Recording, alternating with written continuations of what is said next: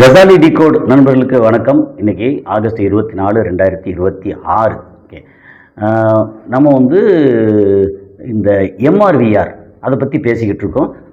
அதாவது moment for ரெட்ரீவிங் voters rights, இந்திய மக்களுடைய வாக்குரிமை மீட்பு இயக்கம். ஓகே, இது சம்மந்தமாக பேசிகிட்டு இருக்கோம். இது வந்து பாகம் 5. ஓகே, சரி, இப்போ வந்து நம்ம இன்னைக்கு என்ன நடந்துச்சு அப்படிங்கிற விஷயத்தை வந்து நம்ம வந்து பேச போகிறோம். நான் கசாலி டிகோட்ஸ். வழக்கம் போல் உங்களுடைய ஆதரவு like button, high button, bell button click பண்ணி சப்ஸ்கிரைப் பண்ணாத நண்பர்கள் சப்ஸ்கிரைப் செய்து, வேறு இந்த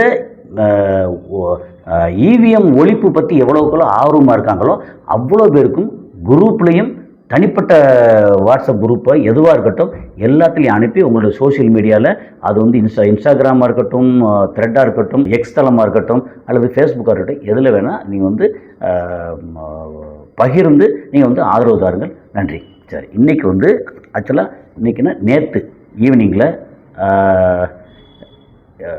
அதிமுக, அகில இந்திய அதிமுகவோட பொதுச் செயலாளர், முன்னாள் தமிழ்நாட்டின் முதலமைச்சர், ஓகே, இப்போ வந்து எம்எல்ஏ, அவர் வந்து எடப்பாடி கே பழனிசாமி, ஓகே, அவர்கள் வந்து இந்த எம்ஆர்விஆர் சார்பாக நாங்கள் வந்து 6 பேர் போய் சந்தித்தோம்.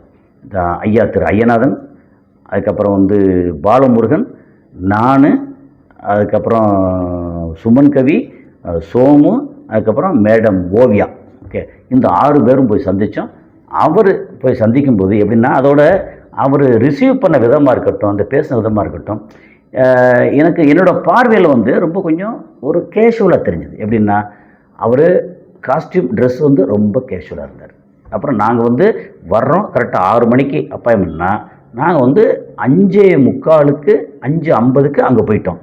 போனால் கரெக்டாக அவர் வந்து அவர் வீட்டில் வந்து அங்கே ஆஃபீஸில் உட்காந்துட்டு அங்கே வெளியில் ஒருத்தர் வந்து என்ன வந்துட்டாங்களே ஐயா கேட்டார் அப்படின்னு கேட்குறாங்க. அப்போது 6 மணி அப்பாயின்மெண்ட்டுக்கு 5:50 வந்து அவரோட உதவியாளர் வந்து கேட்குறாரு, வந்துட்டாங்களா அப்படின்னு கேட்குறாரு. ஆமாம், நாங்கள் வந்து வந்துட்டுருக்கோம். சரி, இந்த இருங்க, நான் வந்து ஐயாட்ட சொல்கிறேன். கரெக்டாக 5:55 ஓகே சந்திக்கிறதுக்கு கூப்பிட்டாங்க. அப்போது அங்கே போகிறோம். அப்போ சொல்கிறோம், இந்த மாதிரி மேடம் ஓவியா மேடம் வந்து பின்னாடி வராங்க. ஐயோ பிரச்சனை இல்லை சார், நீங்கள் போங்க, நாங்கள் பின்னாடி அனுப்பிச்சிக்கிறோம். ரைட்டு, அங்கே போனால் ரொம்ப ஒரு ஐயநாதன் அவர்கள் இருக்கார் இல்லையா, அவர் வந்து எத்தனை வருஷமாக இந்த மாதிரி எவ்வளோ பேரை பார்த்துருக்கிறாரு. அவர்கிட்ட பெர்சனலாக வந்து உட்காந்து பேசுவோம். யார்கிட்ட, நம்ம ஐயநாதன் ஐயாட்ட பேசும்போது அவருக்குன்னு ஒரு சில கொள்கை, இந்த மாதிரி நடக்கணும், இப்படி வரணும், மக்கள் மூவ்மெண்ட்டாக, மக்களாக, அது எந்த கட்சி, நம்ம எல்லா கட்சியும் ஆதரவும் கேட்போம், அதெல்லாம் பிரச்சனை இல்லை, எக்ஸப்ட் இந்த பிஜேபி.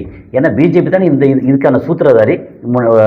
இது எல்லாத்தையும் அந்த இவிஎம்மை வந்து தனக்கு சாதகமாக வளைக்கிறது முழுக்க வந்து பிஜேபி தானே. அதுபோக இந்த மாதிரி இவிஎம்மை கொண்டு வந்து 2004 இருக்கட்டும், அந்த பீரியட்லாம் ஆரம்பித்து வச்ச சூத்திரதாரி யாருன்னா காங்கிரஸ். ஆனால் இப்போதைக்கு காங்கிரஸ் பிஜேபி விட்டுட்டு மற்ற எல்லாத்தையும் பேசுவோம். அதுலேயும் வந்து இப்போ தாவேக்கா அவங்க முன்னே நம்ம வந்து சந்திக்கிறதுல எந்த பிரச்சனையும் இல்லை அப்படின்னு சொல்லி சொன்ன அவருடைய அந்த உள்கருத்து இருக்கு இல்லையா, அது வந்து ரொம்ப தெளிவாக இருந்தது. சரி, இப்போது இவர் வந்து நாங்கள் வந்து பார்க்க போகிறோம். அப்படி பார்க்கும்போது அவர் உட்கார வச்சு நல்லா எல்லாம் பேசினார். அதுக்கப்புறம் வந்து நாங்கள் கடிதம் கொண்டு போயிருந்தோம். இந்த மாதிரி வந்து எது சம்மந்தமாக உங்களுக்கு சந்தைக்கு வர்றோம் அப்படின்னா, அந்த எம்ஆர்விஆர் அப்படின்னா மூமெண்ட் ஃபார் ரெட்ரீவிங் ஓட்டர்ஸ் ரைட்ஸ். ஏன் அதை திரும்ப சொல்கிறேன்னா, எல்லார் மனசுலையும் பதியணும். நம்மளுடைய வாக்கு திருடப்படாமல் நம்ம யாருக்கு ஓட்டு போட்டோமோ அவங்களுக்கு போய் சேரணும். அப்போ என்ன, வாக்கு திருட்டு நடக்கக்கூடாது. அப்போ இவிஎம் வந்து வாக்கு திருட்டு நடக்குது அப்படிங்கிறது நம்ம எல்லாம் முழுசாக நம்புகிறோம். இதை பார்க்குற நீங்கள், எனக்கு நிறையா தொலைபேசிலையும் மெசேஜ்லேயும் எல்லாத்துலேயும் வரக்கூடிய இது, அப்புறம் சந்திக்கக்கூடிய ஆட்கள் எல்லாம் சொல்கிறாங்க வந்து இவிஎம்மில் நடக்குது. அது எப்படியெல்லாம் நடக்க பாசிபிலிட்டி இருக்குது அப்படிங்கிறத திரு பொன்ராஜ் அவர்கள் ரொம்ப கிளியராக விளக்குறாரு. இன்றைக்கி பொன்ராஜ் வந்து ஊர்லேருந்து வரணும், ஆனால் அவர் சந்திக்கிறதுக்கு அவரும் வந்திருக்கணும். அவருக்கு வந்து வர முடியாத, கொஞ்சம் லேட் ஆகிடுச்சு. ஏன்னா அங்கேருந்து சரியான வாகனமோ இதுவோ ஏதோ சம்திங் லேட் ஆகிடுச்சு. அதனால் இன்னொரு நாள் வந்து அடுத்து அவரோட சந்திக்கிறதா பேசியிருக்கோம். சரி, இப்போ என்னென்னா, இந்த வாக்கு திருட்டு இது சம்மந்தம் அவர்கிட்ட பேசும்போது அவருக்கு சில புரிதல் இருக்குது. ஓகே, இந்த மாதிரி இருக்குது. இப்போ அடுத்து வந்து உள்ளாட்சி தேர்தல் நடக்கும்போது உள்ளாட்சியில் அதை பற்றின விளக்கம் அவ்வளோ விளக்குறாரு. ஓகே, இதில் வந்து எதெல்லாம் பேலட் பேப்பர் இருக்குது, எதெல்லாம் இவிஎம் இருக்குது, அப்புறம் இவிஎம்மில் என்னென்னலாம் அவர் முதலமைச்சராக இருக்கும்போது என்ன பண்ணார், அதில் வந்து அவருக்கு என்ன திருப்தி இல்லை. அதுக்கப்புறம் இப்போ தன்னோட சூழல், அதாவது நாங்கள் 6 பேர் இருக்கோம், அப்போ அவர் மட்டும் தனியாக இருக்கிறார். ஓகே, அந்த இடத்துல மனசு விட்டு பல விஷயங்கள் பேசினார். ஓகே, அப்படியெல்லாம் வந்து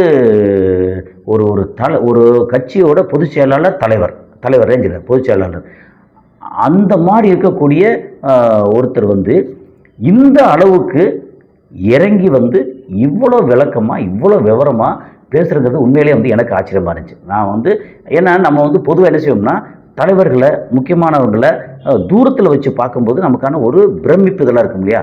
பக்கத்தில் போய் பார்த்து பேசும்போது தன்னோட நிலைமை என்ன, ஓகே, தனக்கு வந்து புரிதல் என்ன, அப்புறம் ஆதரிக்கிறதுக்கு என்னென்ன காரணம், இல்லை ஆதரிக்க முடியலன்னா அதுக்கு என்னென்ன காரணம், எப்படி அப்படிங்கிறத ஆரம்பித்து நிறையா பேசினா எப்போ பரவாயில்ல. அப்புறம் என்ன ஒரு விஷயம் மட்டும் நமக்கு தோணுச்சு, என்ன அப்படின்னா அவரோட புரிதல் இருக்குல்ல. அப்போ ஏற்கனவே அவரோட புரிதலில் வந்து என்னென்னா ரொம்ப இந்த டெக்னிக்கலான விஷயம் இருக்கு இல்லையா, அந்த டெக்னிக்கலான விஷயத்தை டீட்டெயில்டாக விளக்குறதுக்கு அவர் ஐயா பொன்ராஜ் அவர்கள் திரும்ப வந்து மீட் பண்ணும்போது இன்னும் கொஞ்சம் அவருக்கான சந்தேகம் இருக்குல்ல, அதை நாங்கள் வந்து கொஞ்சம் இப்போ சொல்லியிருக்கோம். நாங்கள் என்ன சொன்னாலும் அதில் வந்து ஓ அப்படியா, இப்போ நான் கொஞ்சம் சொல்கிறேன், சுமன் கவி கொஞ்சம் சொல்கிறாரு, அதுக்கப்புறம் சோமு கொஞ்சம் சொல்கிறாரு, அவங்க மேடம் ஓவியா மேடம் அவங்க சொல்கிறாங்க, இதெல்லாம் வந்து பிரித்து சொல்கிறோம். அதுக்கப்புறம் அவர் பாலமுருகன் அவருக்கு தெரிஞ்ச விஷயம், ஏற்கனவே அவருக்கு ரொம்ப அறிமுகம் வந்து தெரிஞ்சு சொல்கிறாரு. இப்படி சொல்லும்போது அவர் வந்து எல்லாத்தையும் உள்வாங்கிறார்.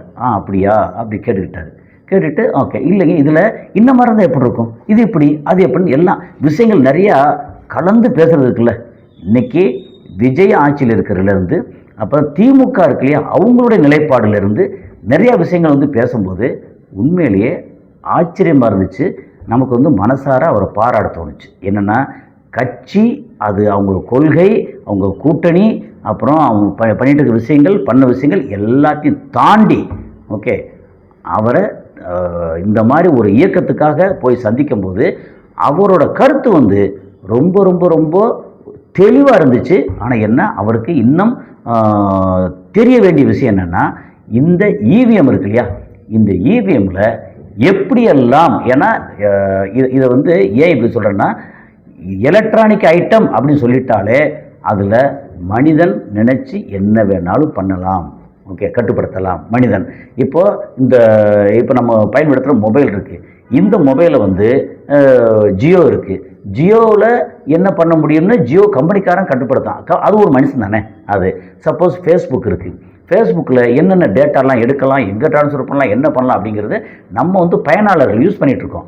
ஓகே, யூசர்ஸ் நம்ம வந்து ஒரு கட்டத்துக்கு அளவுக்கு மேலே அதை வந்து ஒன்றும் செய்ய முடியாது.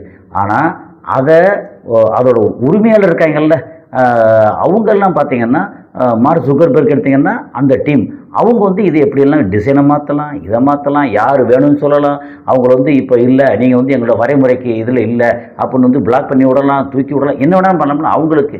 ஏன்னா அந்த மனிதர்கள் எல்லா எலக்ட்ரானிக் இந்த ஐட்டங்கள் எதையும் சாஃப்ட்வேர் எதையும் மனுஷன் கண்டுபிடிச்சதை மனுஷன் கட்டுப்படுத்த முடியும், தன்னோட சுயநலத்துக்கு என்ன வேணாலும் பண்ணிக்கிற முடியும் அப்படிங்கிற மாதிரி ஒரு சூழல் இருக்குது. அந்த மாதிரி ஒரு சூழ்நிலை இருக்கு இல்லையா, அதை அவருக்கு புரிய வைக்கிறோம். அதை வந்து அவர் சுமன் கவி வந்து ரொம்ப அருமையாக வந்து விளக்கி சொன்னார். நம்ம வந்து ஃபிசிக்கலாக சீட் ஆடுறோம்னா ஃபிசிக்கலாக சீட் ஆகும், இங்கே 13 சீட்டு அங்கே 13 சீட் இருக்குது. சப்போஸ் ஃபோனில் வந்து 2 பேரும் சீட் ஆடுறோம், ஓகே, இதில் வந்து எனக்கு 13 சீட் இந்த மாதிரி இருக்குது, அந்த ஃபோனில் அங்கே 13 சீட் இருக்குது. நம்ம வந்து நம்ம கரெக்டாக பண்ணிகிட்ருக்கோம் நினைக்கிறோம், ஆனால் 2 பேருக்கு இடையில இங்கே வந்து வேறு ஒரு சர்வர், அப்போ வேறு ஒருத்தன் கண்ட்ரோல் இருக்குது அப்படின்னு சொல்லும்போது அப்போ வந்து டக்குன்னு ஆமாம் இல்லை அப்படி வருது. இந்த விளக்கம் இருக்கு இல்லையா, சில எளிமையான விளக்கங்கள். இதையும் தாண்டி இதில் என்னென்னலாம் வந்து ஹேக் பண்ணாமல் ஹேட்ச் பண்ணுறது இருக்கு இல்லையா, அது என்னெல்லாம் பண்ணலாம், என்னெல்லாம் நடக்கும் அப்படிங்கிறத விளக்குறதுக்கு வந்து அடுத்து வந்து சந்திப்பு இருக்குது. ஆனால் உண்மையிலேயே அவரை சந்தித்து இன்றைக்கி எக்ஸ்பிளைன் பண்ண இந்த விஷயம் இருக்கு இல்லையா, இந்த விஷயம் நமக்கு ரொம்ப திருப்தியாக இருந்தது. நம்மளுடைய எம்ஆர்விஆர் அதோட பயணத்தில் வந்து அடுத்த கட்ட ஒரு முன்னேற்றம் அப்படின்னு சொல்லலாம். ஓகே, அதனால் இந்த சந்திப்பு இன்றைக்கி சந்தித்தோம். இந்த சந்திப்பில் ரொம்ப நிறைவாக இருந்துச்சு. ஓகே, அடுத்தடுத்து ஏற்கனவே நான் வந்து திமுக தலைவர் ஐயா ஸ்டாலின் அவர்களை சந்தித்தோம். இன்றைக்கி வந்து அஇஅதிமுக பொதுச் செயலாளர் ஐயா எடப்பாடி பழனிசாமி அவர்களை சந்திச்சிருக்கோம். அடுத்து வந்து நாங்கள் வந்து திருமாவளவன் ஐயா திருமாவளவன், அப்புறம் திரு சீமான் அவர்கள், அப்புறம் திருமதி பிரேமலதா, அப்புறம் வந்து திரு அன்புமணி, அதுக்கப்புறம் வந்து இது மாதிரி எல்லாத்தையும் அடுத்தடுத்து யாரையும் விடாமல் அத்தனை பேரையும் சந்திக்கிறதா இருக்கும். சந்தித்து இதை வந்து ஒரு மக்கள் மூமெண்ட்டாக, ஒரு மக்கள் இயக்கமாக கொண்டு போகிறது தான் ஐடியா. அதுக்கு இப்போ வந்து அலுவலகம், அதுக்கப்புறம் வந்து அதுக்கான வெப்சைட்டு, அப்புறம் மற்ற ஐட்டங்கள் எல்லாம் வந்து தயாராகிக்கிட்டு இருக்கு. ஓகே, இது எல்லாத்துக்கும் போய் சேர்றதுக்கு எல்லாமே தயாராகுது. ஐ திங்க் இன்னும் ஒரு வாரம் 2 வாரத்தில் வந்து மொத்தத்துக்கு எல்லாம் தயாராகிடுது. அப்புறம் இடையில ஆரம்பத்தில் போன வாரத்தில் ஒரு வெபினார், ஒரு ஜூம் மீட்டிங் போட்டோம். அது வந்து நிறைய பேர் ஆர்வமாக கலந்துக்கிட்டாங்க. அதுக்கப்புறம் வந்து அவர் எம்ஜி தேவசகாயம் அவர்கள் பேசினார். அப்புறம் இவர் வந்து பொன்ராஜ் அவர்கள் பேசினாங்க, ஐயநாதன் அவர்கள் பேசினாங்க. இந்த மாதிரி அப்புறம் வந்து வேறு இன்னும் சில நண்பர்கள் எல்லாம் பேசினாங்க இல்லையா. இது அடுத்து வந்து இன்னும் நிறைய பேர் வந்து கலந்துக்கிற மாதிரி கொஞ்சம் பெருசாக வெபினார் வந்து கொஞ்சம் பெருசாக்கி அது வந்து கூடிய சீக்கிரம் அதுவும் அனௌன்ஸ்மெண்ட் வரும். அதில் இந்த சந்தேகங்கள் அது எல்லாத்தையும் வந்து கேட்க முடியும் அப்படிங்கிறது தான். இதை வந்து இப்போது ஆரம்ப கட்டம். Okay, budding stage. இதை வெகு விரைவில் வந்து ரொம்ப மாஸ் ஸ்கேலில் பெருசாக கொண்டு வந்து மக்கள் இயக்கமாக இதை வந்து கொண்டு வந்து சேர்க்கணும் அப்படிங்கிறது தான். நேற்று வந்து வேறு ஒரு இயக்கம் சம்மந்தப்பட்ட 2 பேரை சந்தித்தோம். அவங்க சந்தித்து பேசும்போது அதில் வந்து நமக்கு சில புரிதல் இருந்தது, அவங்களும் வந்து இணைஞ்சு வர்றதுக்கான புரிதலும் கொஞ்சம் இருந்தது. ஸோ அது வந்து எப்போ தேவையோ அந்த டைமில் வந்து நாங்கள் வெளிப்படையாக வந்து சொல்கிறதுக்கான வாய்ப்பு இருக்குது. இப்போது எம்ஆர்விஆர் என்ற இந்த இயக்கத்தில் அடுத்த கட்ட நகர்வு ரொம்ப சிறப்பாக நடந்திருக்கு. ஐயா எடப்பாடி பழனிசாமி அவர்களை சந்தித்து பேசியிருக்கு. அவருக்கு வந்து சில புரிதல் வந்திருக்கு. இன்னும் கொஞ்சம் புரிதல் வந்து அடுத்தடுத்த கட்டத்தில் வரும். ஸோ திருமாவளவன் அவர்கள், சீமான் அவர்கள், மற்றபடி இருக்கிற எல்லாரையும் வந்து சந்திக்கிற இதில் இருக்க முஸ்லீம் லீக் கட்சிகள் அப்படின்னா எல்லாத்தையும் சந்திக்க போகிறோம். ஸோ அடுத்தது ஒவ்வொருத்தரையும் சந்திக்கும் போது நடந்த நிகழ்ச்சிகளை எல்லாத்தையும் உங்களுக்கு வந்து விளக்கி சொல்லி அப்புறம் எல்லா இடமும் இது போய் பரவணும் அப்படிங்கிறத நம்மளுடைய ஆசை. பரவி இது மக்கள் இயக்கமாக வந்துருச்சுன்னா அது அரசாக இருக்கட்டும், கோர்ட்டாக இருக்கட்டும், நீதிமன்றமாக இருக்கட்டும், எல்லாரும் காது கொடுத்து கேட்டே ஆகணும் அப்படின்ற சூழல் வந்து வந்துருன்ற நம்பிக்கை இருக்குது. 2028க்கு உள்ள, ஏன்னா 29 தேர்தல் வருது. தேர்தல் நடந்துருச்சு அப்படின்னா அதுக்கப்புறம் நம்ம இந்தியாவில் வந்து அடுத்து தேர்தலே இருக்காது. ஓகே, ஒரு நாடு ஒரு தேர்தல் அப்படின்னு கொண்டு வந்து எல்லாம் சொல்லி முடிச்சிருவாங்க. 2028க்குள்ளே வந்து இந்த இயக்கம் இந்திய அளவில் பெருசாக வந்து, ஏன்னா எல்லாரும் இந்திய அளவில் நிறைய பேர் வந்து சேர்ந்து கைகோர்த்து பண்ணுறதுக்கு எல்லாம் தயாராகிட்டுருக்காங்க. ஸோ நம்ம வாக்கு களவு போகாமல் யார் வேணாலும் ஜெயிக்கட்டும். ஓகே, ஆனால் உண்மையிலே ஓட்டு வாங்கி ஜெயிக்கட்டும். அதை வந்து வாக்கு எந்திரத்தின் மூலமாக யாரோ ஒருத்தர் டிசைட் பண்ணக்கூடாது அப்படிங்கிறதான். அந்த சூழல் வந்து கூடிய சீக்கிரம் வரும் அப்படின்னு நம்புகிறோம். அடுத்த ஒரு காலம் சந்திப்போம். நன்றி.